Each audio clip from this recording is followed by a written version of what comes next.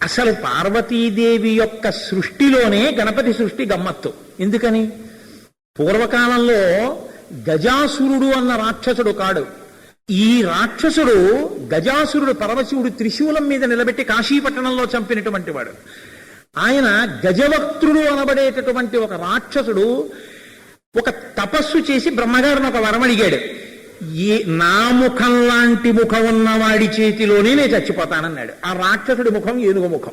కాబట్టి ఇప్పుడు ఏనుగు ముఖం ఉన్నవాడితో తప్ప ఈ ఏనుగు ముఖం ఉన్న రాక్షసుడు మరణించడు. ఇది సర్వజ్ఞుడైన పరమేశ్వరుడికి తెలుసు. పార్వతీదేవి తన ఒంటికి పెట్టుకున్నటువంటి నలుగంతా పసుపే మంగళద్రవ్యం. ఆ పసుపునంతటినీ కూడా ఒక్కసారి నలుగు పెట్టి తీసి ముద్ద పెట్టి దానికి ప్రాణప్రతిష్ఠ చేస్తే గణపతి అయ్యారు. విఘ్నేశ్వరుడు వచ్చాడు. ఆ పిల్లవాడు నరరూపంలో ఉన్నటువంటి గణపతి. ఇప్పటికీ కూడా నరరూపంలో ఉన్నటువంటి గణపతిని మీరు ఈయనే గణపతి అని చెప్తే తప్ప గుర్తుపట్టలేరు. కానీ కొన్ని చోట్ల ఉన్నాయి ఆ మూర్తులు. చిదంబరంలో ఇప్పటికీ కూడా నటరాజస్వామి దేవాలయం పక్కన ఉన్నటువంటి వీధిలో నరరూపంలో ఉన్న గణపతి దేవాలయం ఉంది. అలాగే ఇప్పటికీ తిరుచునాపల్లిలో రాక్ఫోర్ట్ దేవాలయం అంటారు.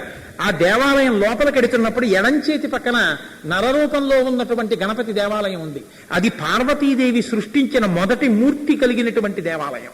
పరమశివుడికి ఇది తెలియదా పార్వతీదేవి సృష్టించిందని? ఇది తెలియని వాడు సర్వజ్ఞుడు ఎలా అవుతాడు? తెలిసి పిల్లవాడి కుత్తుకి ఎందుకు కత్తిరించాడు అంటే వాడు వరం అడిగాడు. స్త్రీ పురుష సంపర్కం లేకుండా జన్మించినటువంటి ఏనుగు ముఖం ఉన్న పిల్లవాడి చేతిలోనే నేను మరణిస్తానన్నాడు. స్త్రీ పురుష సంపర్కం లేకుండా ఆదిపరాశక్తి యొక్క ఒంటి మీద పసుపు ముద్దతో పుట్టినవాడు వినాయకుడు. ఇప్పుడు ఈయనకి ఏనుగు ముఖం కూడా తగిలించేస్తే తప్ప ఆ రాక్షస సంహారం అవదు. అందుకని ఈ తల తీశాడు. ఉత్తరాభిముఖంగా తల పెట్టుకుని కైలాస పర్వతం పక్కన పడుకున్న ఒక ఏనుగు తల త్రుంచి తెచ్చి ఈ శరీరానికి పెట్టి ఇంకొక గజవక్త్రుణ్ణి సృష్టించి ఈ ముఖం ఉన్న వాడితో ఆ ముఖం ఉన్న వాడిని సంహారం చేయించాడు. కాబట్టి అప్పటికీ తన ఒంట్లోంచి వచ్చినటువంటి నలుగుతో చేయబడిన పిల్లవాడు సంహరింపబడ్డాడని బాధపడినప్పటికీ పిల్లవాడు పుట్టుకతో ఎంత ప్రయోజకుడయ్యాడో, తండ్రి కోరిక ఎలా తీర్చాడో తెలిసి అమ్మవారు సంతోషించింది.